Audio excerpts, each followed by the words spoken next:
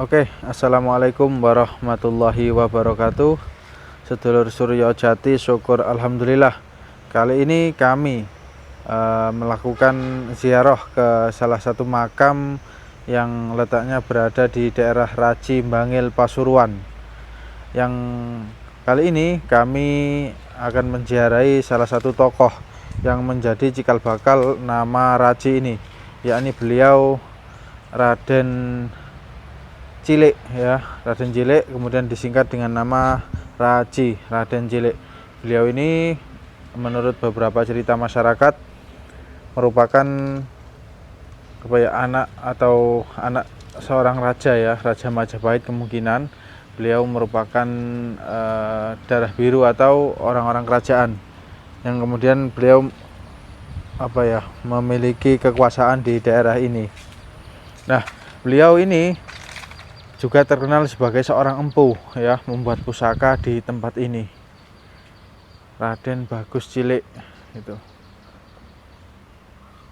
Atau saat ini menjadi cikal bakal nama Raji Bangil Pasuruan. Di tempat ini sudah ada kamar mandi ya, dan juga bisa digunakan untuk wudhu. Setelah itu ada musola yang memang tidak terlalu begitu terawat. Di area makam umum yang berdekatan dengan makam Mbah Raden Bagus Cilik ini ada satu makam yang dipercaya sebagai makam empu. Ini makamnya ada di area sini. Kita akan coba naik dulu. Bismillah. Kalau tidak salah ini makamnya ya, Mbah Mursadah. Nah, ini makam Mbah Mursadah. Ini merupakan makam seorang empu di zaman dulu, pembuat keris Winongan, salah satu pembuat keris Winongan.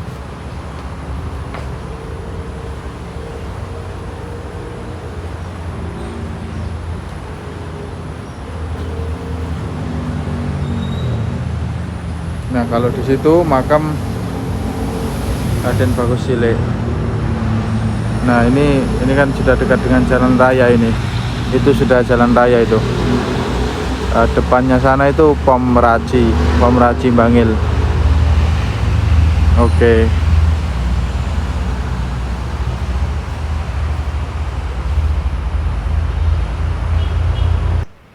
Nah, untuk makamnya sendiri berada di area ini. Area yang cukup luas ini. Kita akan coba masuk. Bismillahirrahmanirrahim.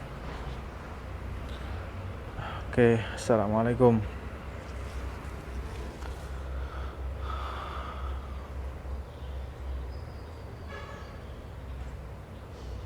Nah, ini merupakan makam beliau Raden Bagus Cilik atau Raden Cilik, atau saat ini mungkin dikenal Raji ya.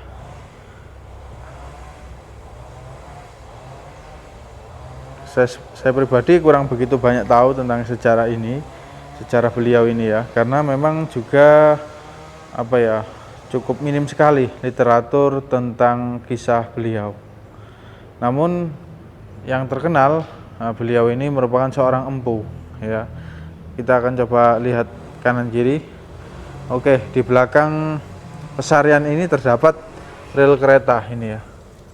Jalan rel kereta, dan tidak ada apa-apa di sini. Oke.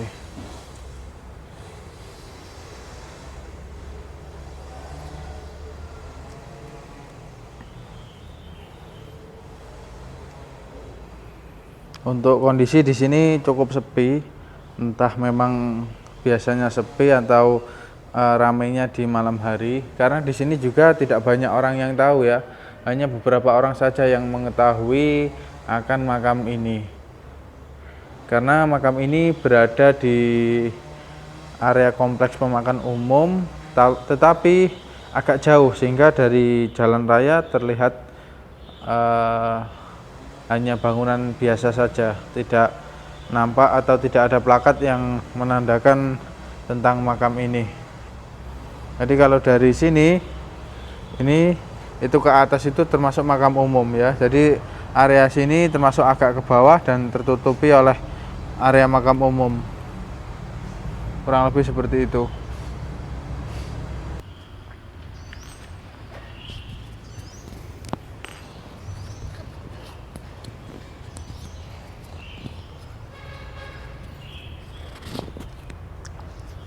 Oke, kali ini saya bersama Mas Hasim ini ya. Sama Mas Hasim, kita akan coba tanya-tanya ke Mas Hasim. Kira-kira apa yang dirasakan di tempat ini dan yang mungkin dilihat oleh Mas Hasim. Bagaimana Mas Hasim? Pendapat tentang makam ini Mas Hasim? Baik, makasih Mas Eko. Waktu tadi saya rasakan di tempat pesarian ini atau makam ini, saya rasakan tadi apa itu namanya, dari segi energi Mas. Jadi dari segi energinya itu lumayan ya, saya rasakan tuh lumayan. Di samping itu energinya itu yang saya rasakan juga ada hawa energi panasnya. Energi panas ya? Ya mungkin karena nggak tahu ya, wallahu alam. Terus ya, mungkin karena di sini juga banyak orang yang melakukan ritual ataupun mungkin bersifat duniawi. Kemungkinan gitu. Mungkin ya, ini banyak sekali dupa ini. Tapi belum tentu ya, belum tentu. Nah, habis itu ketika saya jadi mencoba untuk bermeditasi, saya tenangkan pikiran saya. Di situ saya lihat ada sosok harimau. Jadi sosok harimau, harimau loreng, warnanya loreng, sangat besar sekali, hampir mirip seperti sapi lah besarnya itu. Tapi beliau itu mengaku dengan nama Eyang Loreng. Eyang Loreng. Ya, mengaku namanya itu Eyang Loreng. Dan selain itu, saya juga melihat tadi itu di sosok pas di belakang saya sini itu melihat kayak ada perempuan tua sama ular gitu. Ularnya warna apa Mas? Warna hijau. Warna hijau. Terus ada juga macan apa? Yang hitam, macan apa itu namanya?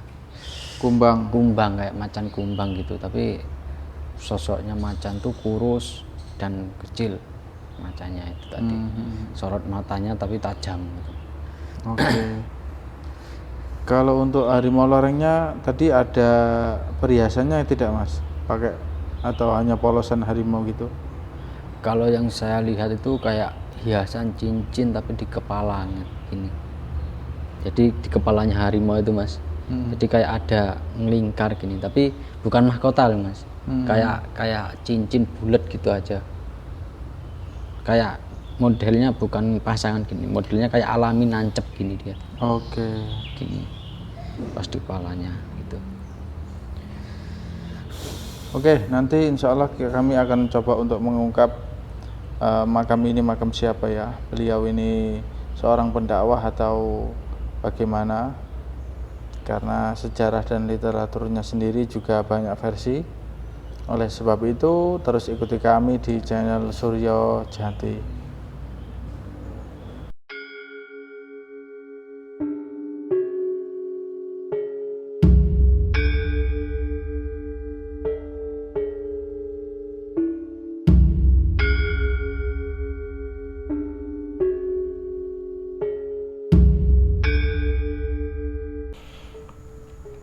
Baik, bismillahirrahmanirrahim. Assalamualaikum warahmatullahi wabarakatuh. Waalaikumsalam warahmatullahi wabarakatuh. Kali ini kita akan coba untuk melakukan mediumisasi untuk mengungkap jati diri tentang yang bernama Raden Bagus Cilik ya, atau Raden Cilik yang digelari atau menjadi ikon Raji ya, kurang lebih seperti itu.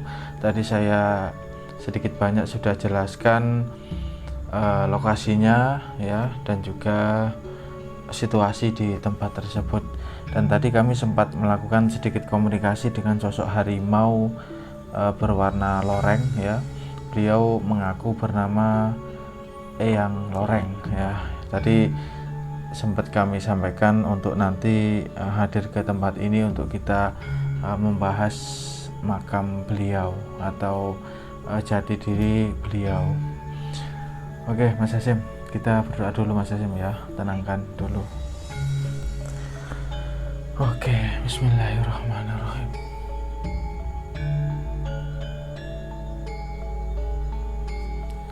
Bismillahirrahmanirrahim. Assalamualaikum, Eyang Loreng. Hadir.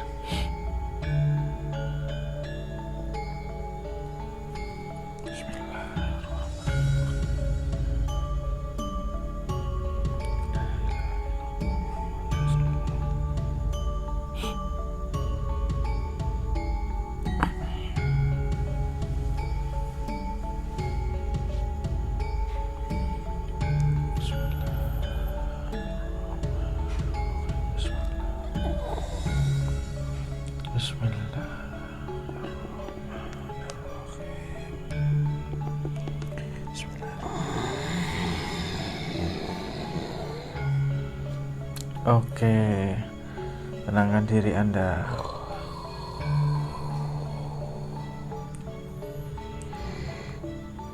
Assalamualaikum. Alhamdulillah. Oke, selamat datang di tempat kami, di sanggar kami ini. Oke, ternyata dari tadi Anda sudah datang ke sini ya. Oke. Kami ingin mengungkap tentang yang dikenal Raden Bagus Cilik itu, Mbah, atau yang barangkali Anda berkenan untuk bercerita tentang beliau, untuk meluruskan sejarah dan kisah beliau, dan nantinya kira-kira apa yang Anda harapkan dari tempat itu. Karena saya lihat banyak sekali orang di situ membakar dupa ya, dan mungkin mengundang sosok-sosok negatif ke sana, karena tadi saya lihat ada sosok perempuan dan sosok ular itu. Oke, bagaimana? Nama asli beliau itu siapa kira-kira, Mbah?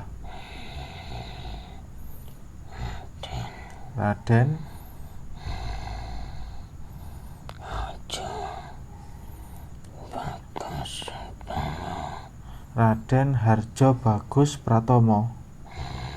Iya itu. Utomo. Oh, Raden Harjo Bagus Utomo. Masya Allah. Tapi beliau memang dijuluki Raden Bagus Cilik, Mbak. Karena apa itu? Karena beliau pendek atau bagaimana, atau kenapa kok digelari seperti itu? Oh, orangnya cilik memang ya. Masya Allah. Tapi beliau sudah muslim ya? Pendakwah atau bagaimana? Sudah ya. Dan beliau apa benar berasal dari keluarga kerajaan, Mbak? Bagaimana kira-kira, bisa ceritakan kepada kami asal usul beliau itu? Kenapa? Bukan ya? Dari mana beliau asalnya itu, Mbak? Apa diutus oleh seorang sunan atau bagaimana?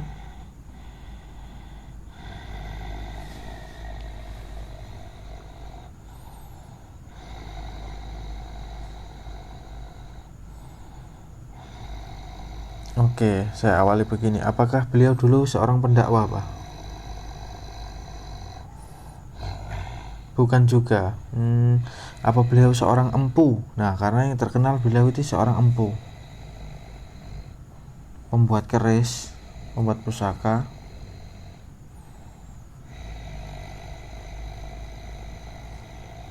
Bagaimana, Pak? Bukan atau benar? Oh, bukan juga ya. Oh, tapi beliau juga bisa membuat pusaka, tapi bukan seorang empu ya. Masya Allah. Tapi beliau pernah membuat pusaka, Pak? Pernah ya, Masya Allah. Lantas apa beliau di daerah situ itu ada aktivitas apa beliau itu? Kenapa kok dijuluki Raden itu?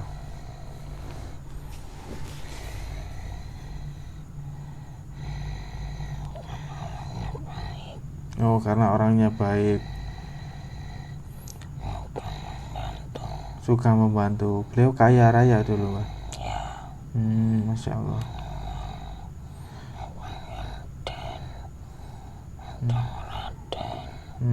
Kadang ada yang manggil Den, kadang ada yang manggil Raden.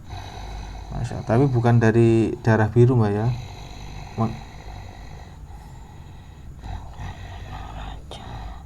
Bukan anak raja ya? Masya Allah. Oke.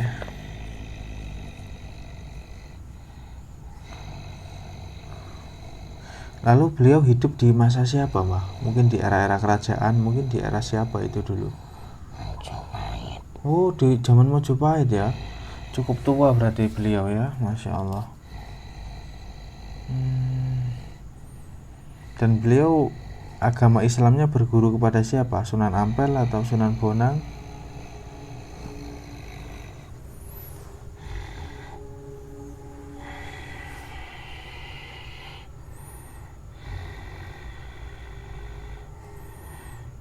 Atau kepada tokoh lain?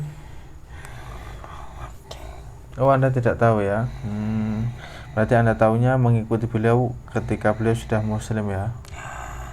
Masya Allah. Kalau rumah beliau dulu tinggalnya itu di mana? Sekitaran situ atau agak jauh dari tempat itu? Jauh ya? Tapi itu benar makam asli beliau ya? Masya Allah.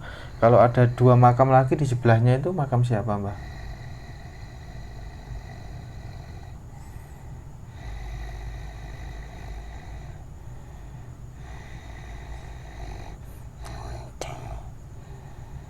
Oh, muridnya ya. Beliau masih punya keturunan di saat ini tuh. Apa gini, beliau dulu punya anak atau keluarga? Oh, tidak punya anak ya. Jadi beliau tidak menikah, Mbak. Masya Allah. Oke.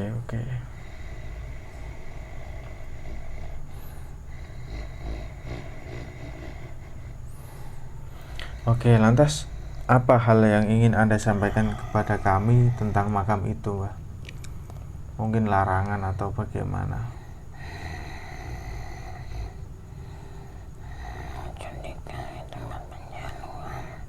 Oh, jangan digunakan untuk tempat penjaluan atau permintaan ya. Kemudian apa lagi, Mbak?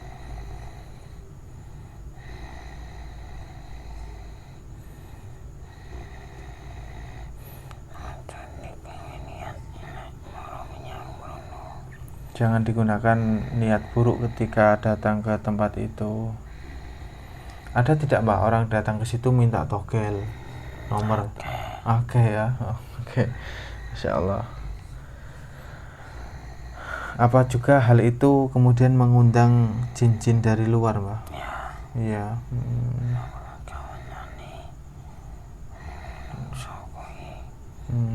Masya Allah. Tadi ada sosok harimau hitam agak kurus, itu penjaga situ juga atau dari luar? Oh, teman Anda ya? Masya Allah. Kalau ularnya itu bukan yang di atas itu? Bukan ya? Tadi saya lihat nampak ular warna hijau.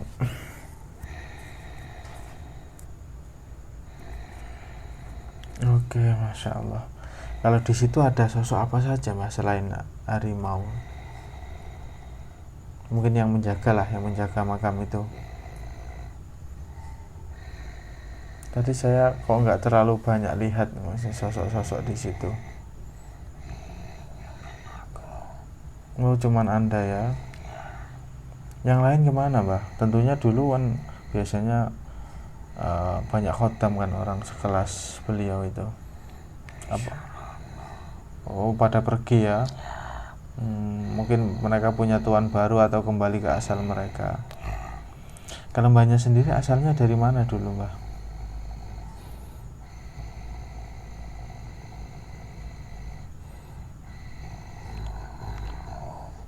Oh, saking Gunung Lawu. Berarti anak buahnya Mbah Brojo ya? Insya Allah, anak buahnya yang Brojo.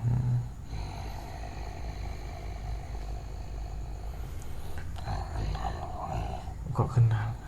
Kemarin Raden Jenggolo kesini sama apa namanya, yang Jaya Menggolo kesini.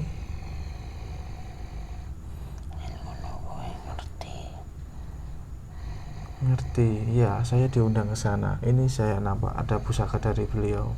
Bismillahirrahmanirrahim.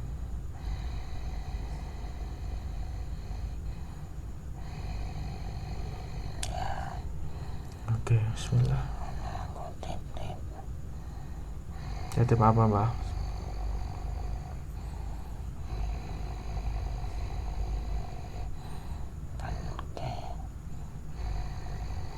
Titip apa? Diulangi lagi, mohon maaf. Oh, bener ke punden. Iya.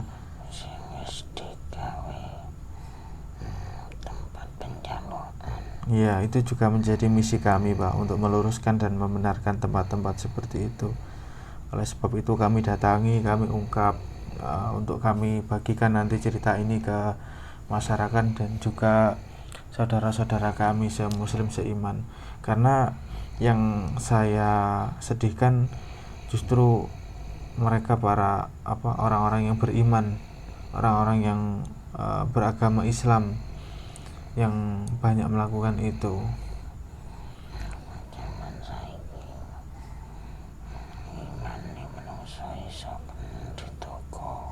Karena sekarang iman manusia bisa dituku ya, bisa dibeli ya, Masya Allah. Karena banyak tergiur dengan harta duniawi, bah.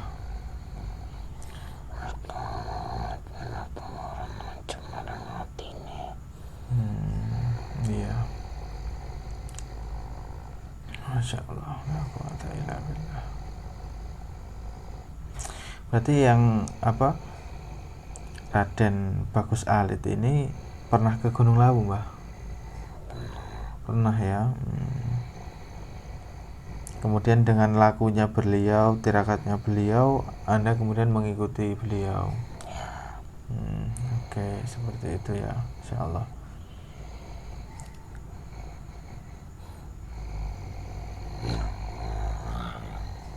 Jarang ke Lawu saat ini, mbah? Tidak pernah ya. Kenapa kok tidak pernah? Kan bisa datang bisa.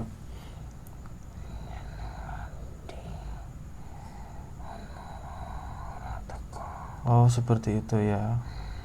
Oke lah, kapan-kapan kalau saya ke Lawu, saya ajak, oke?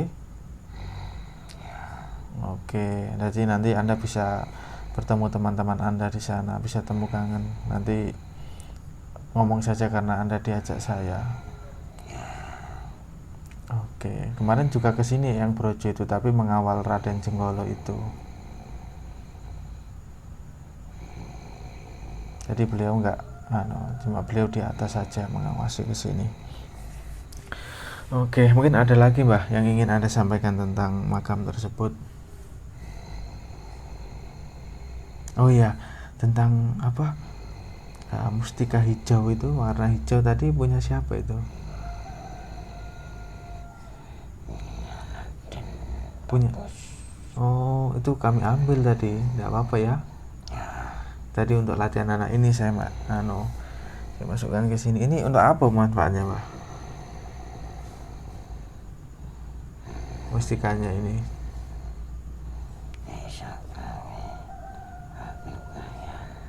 Oh, bisa untuk kewibawaan. Bisa untuk kekebalan. Oh, bisa juga, Pak. Kayak cahaya itu di dalamnya ada kodamnya juga atau tidak, Mbak? Oh, ada ya. Apa kodamnya itu, Mbak? Boleh kami tahu wujudnya? Sosok apa? Tidak mau ya. Tapi itu sosok itu menjaga di makam itu atau lengket di tubuhnya? Oh, seperti itu ya. Berarti berasal dari tubuhnya Raden ya. Oke. Di ini tadi kami cahaya hijau, agak putih. Mungkin di sini juga hanya sebagai untuk koleksi saja. Oke, alhamdulillah tadi hanya untuk latihan anak ini, Mbah, untuk narik energi cahaya itu kemudian di manifestasikan seperti itu. Oke, alhamdulillah. Ada lagi mungkin yang ingin Anda sampaikan, Mbah, kepada manusia-manusia mungkin yang berkunjung ke sana atau kepada kami? Sampun itu saja ya. Oke, terima kasih. Ya terlalu banyak nasihat juga tidak bakal dilakoni. Iya. Oke, insyaallah la quwata illa billah. Oh, Mbah, ada sedikit yang ingin saya tanyakan tadi. Di makam umum itu ada makamnya Mbah siapa tadi ya? Yang katanya seorang empu beliau. Tahu tidak Mbahnya? Beliau seorang empu memang ya? Hidupnya di sekitaran situ atau di mana dulu, Mbak? Di situ ya, di sekitaran situ ya. Tapi hidupnya jauh dengan Mbak Raden Bagus Alit ini ya, jauh ya hidupannya ya. Masya Allah, la quwata illa billah. Oke, terima kasih banyak. Yang Loreng tadi namanya ya. Oke, mungkin insya Allah ini akan saya bagikan informasi ini agar banyak orang yang mungkin terketuk hatinya, karena hidayah hanya Allah yang bisa memberi, petunjuk juga hanya Allah yang bisa memberi, kita hanya bisa berusaha saja, Mbah. Oke, terima kasih banyak. Monggo banyak dipersilakan untuk keluar dari raga yang dirasuki ini ya. Waalaikumsalam warahmatullahi wabarakatuh. Bismillahirrahmanirrahim. Bismillahirrahmanirrahim.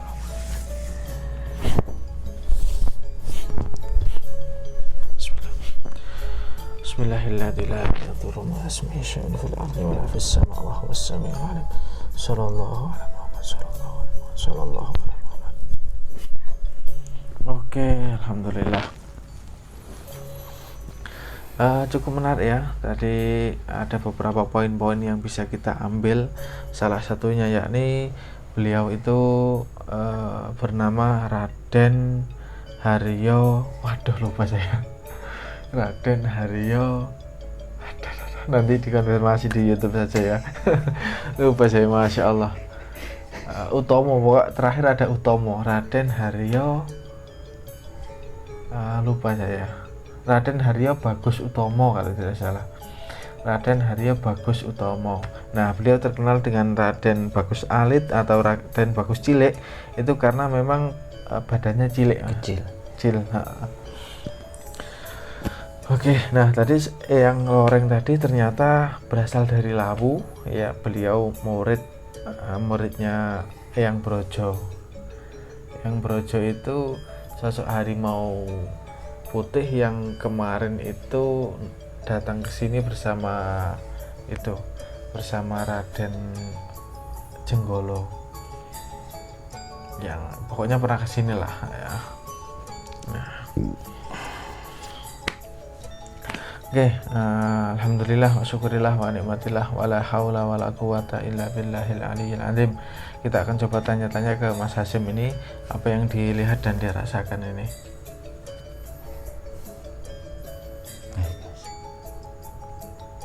Apa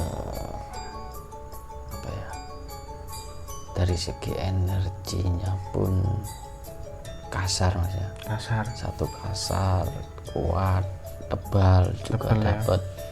Terus auranya pun juga saya rasakan juga panas. Bagian auranya apa yang nampak Mas? Auranya itu auranya sendiri itu kayak merah tapi dilapisi hijau tipis Mas. Merah dilapisi hijau Ya, tipis. tapi hijaunya itu kayak hijau ini, hijau muda. Hijau muda. Nah, terus di situ banyak ada kelihatan juga ularnya masih macan hitam, macan apa itu namanya? Kumbang yang warnanya hitam. Kan nampak. Terus di situ ternyata saya lihat itu banyak orang yang berdatangan, rombongan gitu. Tadi kan kalau ke sana kan sepi kita tapi siang hari, pas mungkin malam hari ya. saya itu penglihatan saya tadi itu banyak yang datang gitu. Banyak yang datang. Terus juga melihat yang katanya Mas Eko sosok apa itu namanya, macan harimau, macan putih itu yang besar sekali itu, besar badannya kekar ya. Iya, itu juga sempat nampak juga ya, sebentar tapi nah, terus apa lagi tadi ya saya lihat itu.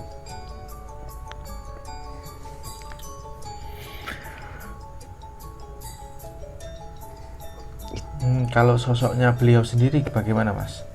Sosok dari Raden Bagus Kalau Cilik Raden Bagus Cilik itu di lain orangnya kecil, nggak begitu kecil sih sebenarnya Mas. Cuman kurus. Kalau kurus ya kurus nampaknya sekali. kurus ya, Masya Allah. Kecil badannya itu kurus sekali beliau. Terus kumisnya itu tebal. Oh, punya kumis tebal Mas kumisnya. Pakaiannya pakaian Jawa atau bagaimana? Pakaiannya pakaian Jawa, tapi apa itu atasannya ini kayak hitam Mas, hitam biasa. Jadi beliau dipanggil Raden itu ternyata karena beliau orang yang baik Mas, suka dermawan, baik hati, sehingga beliau kemudian dijuluki Raden itu. Tapi entah ya, wallahu alam beliau ini masih punya darah atau kerabat keraton atau tidak, tapi tadi pengakuannya sih tidak ya, beliau bukan anak raja. Mungkin saja masih ada, kalau ke atasnya lagi mungkin masih ada, cuman begitu. Tapi kesimpulan yang bisa diambil bahwasanya beliau ternyata juga bukan pendakwah di tempat itu. Di kala itu beliau bukan pendakwah dan beliau bukan seorang empu, tapi beliau bisa membuat pusaka gitu. Seperti itu. Syukur alhamdulillah. Tadi juga mustika hijau yang Mas Hasim tarik ya, yang anu di batu ini ya, ternyata itu mustika hijau atau cahaya hijau itu punya beliau Raden Bagus Cilik ini ya. Dan ini kita jadikan koleksi saja lah ya, karena kita tidak mengandalkan seperti ini, kita utamakan doa dan perlindungan kepada Allah. Mungkin kalau seperti ini, kalau batunya bagus bisa kita jadikan cincin ya, penambah hiasan. Tapi ini hitam ini jadi kurang begitu menarik ini kalau hitam ini. Wah, ini kalau agak merah atau hijau mungkin sangat menarik. Oke, syukur alhamdulillah wa syukurillah wa nikmatillah, telah selesai pengungkapan tentang Raden Bagus Cilik. Semoga ada ilmu dan hikmah yang bisa kita ambil bersama. Kemudian apabila ada salah kata yang saya sampaikan, saya mohon maaf sebesar-besarnya, dan diingat kembali untuk kita bersama bahwasanya ketika kita ke makam-makam yang kita anggap beliau seorang wali atau kita anggap beliau seorang tokoh besar, yang pertama luruskan niat kita ya. Kita ke sana berziarah untuk mendoakan beliau ahli kubur. Jangan sampai kita meminta-minta ke ahli kubur ataupun kita menyandarkan hajat di tempat tersebut, apalagi sampai kita meminta-minta hal-hal yang bersifat duniawi ya. Itu kalau menurut saya pribadi juga kurang bagus ya.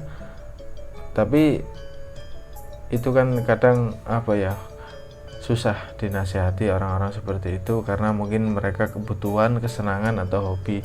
Jadi apa yang mereka lakukan meskipun itu konotasinya negatif, konotasinya kurang bagus, kadang membuat hati mereka senang dan merasa puas ya. Jadi saya pribadi hanya sedikit mengingatkan lah ya. Tentu ini untuk kita semua dan juga untuk sedulur Suryo Jati dimanapun Anda berada, semoga kita lebih bijak dalam melakukan ziarah ataupun mendatangi makam-makam yang mungkin dianggap keramat ataupun makam-makam orang soleh ya. Jangan sampai kita melakukan hal-hal yang kurang baik di makam-makam tersebut. Yang utama berziarah itu adalah mendoakan ahli kubur, dan yang kedua adalah untuk mengingat mati, seperti itu, agar iman kita bertambah, tawakal kita bertambah kepada Allah. Oke, syukur alhamdulillah, kami akhiri seperti itu saja. Assalamualaikum warahmatullahi wabarakatuh. Waalaikumsalam warahmatullahi wabarakatuh. Terus pandang layar HP Anda di Suryo Jati.